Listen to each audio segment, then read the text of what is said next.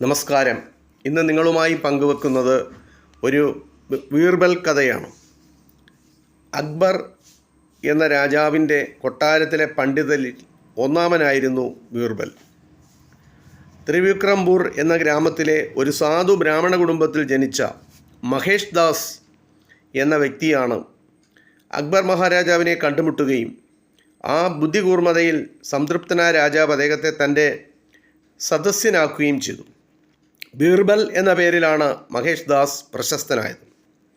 നല്ല ഭരണാധികാരി, മികച്ച പടയാളി, സഹൃദയനായ കവി, പഴുതുറ്റ ന്യായാധിപൻ എന്നീ നിലകളിലെല്ലാം പ്രശസ്തനായ ബീർബൽ അക്ബറുടെ സദസ്സിലെ നവരത്നങ്ങളിൽ ഒരാളായി ഉയർന്നു.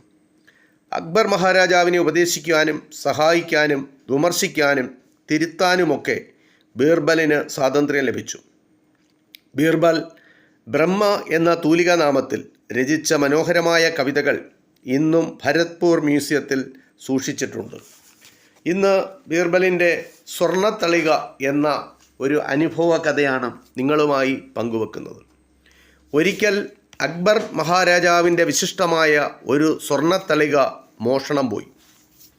അത് കൊട്ടാരത്തിൽ നിന്ന് ഈ മോഷണം പോയ സ്വർണ്ണത്തളിക അടുക്കളയിലെ തൊഴിലാളികളിൽ ഒരാളാണ് അത് മോഷ്ടിച്ചതെന്ന് ഉറപ്പായിരുന്നു. മറ്റാർക്കും കൊട്ടാരത്തിൻ്റെ അടുക്കളയിൽ പ്രവേശനമില്ല. എന്നാൽ അവരിൽ ആരാണ് എന്നതാണ് പ്രശ്നം. അക്ബർ ഇക്കാര്യം ബീർബലിനെ ചുമതലപ്പെടുത്തി. അത് കണ്ടെത്തുക, ആ മോഷ്ടാവിനെ കണ്ടെത്തുക. ബീർബൽ അടുക്കളക്കാരെ എല്ലാം മാറി മാറി ചോദ്യം ചെയ്തിട്ടും ആരും കുറ്റം സമ്മതിച്ചില്ല. അപ്പോൾ ഒരു നിലവിളക്ക് കത്തിച്ചു കൊണ്ടുവരുവാൻ ബീർബൽ ആവശ്യപ്പെട്ടു. വിളക്കെത്തിയപ്പോൾ ബീർബൽ അവരോട് പറഞ്ഞു, യഥാർത്ഥ മോഷ്ടാവിനെ ഞാൻ കണ്ടെത്തിത്തരാം. നിങ്ങൾ ഓരോരുത്തരും ഈ വിളക്കിലെ എണ്ണയിൽ വിരൽ മുക്കണം. അതിനുശേഷം എല്ലാവരും എന്നെ വന്ന് കാണുക. തളിക മോഷ്ടിച്ചയാൾ എണ്ണയിൽ വിരൽ മുക്കുമ്പോൾ വിളക്ക് താനെ അണയും. ജോലിക്കാർ അപ്രകാരം ചെയ്തു. അനന്തരം ബീർബൽ പറഞ്ഞു, ഇനി നിങ്ങൾ രാജാവിൻ്റെ മുമ്പിൽ വെച്ചിരിക്കുന്ന വെള്ളത്തിൽ അതേ വിരൽ മുക്കുക. അവർ അതനുസരിച്ച് ജോലിക്കാരിൽ ഒരാളെ ചൂണ്ടി. ബീർബൽ പറഞ്ഞു, മഹാരാജാവേ, ഇയാളാണ് തളിക മോഷ്ടിച്ചത്. രാജാവ് ചോദ്യം ചെയ്തപ്പോൾ നേരത്തെ ഒളിപ്പിച്ചു വെച്ച തളിക തിരിച്ചു കൊടുത്ത് അയാൾ മാപ്പിരന്നു.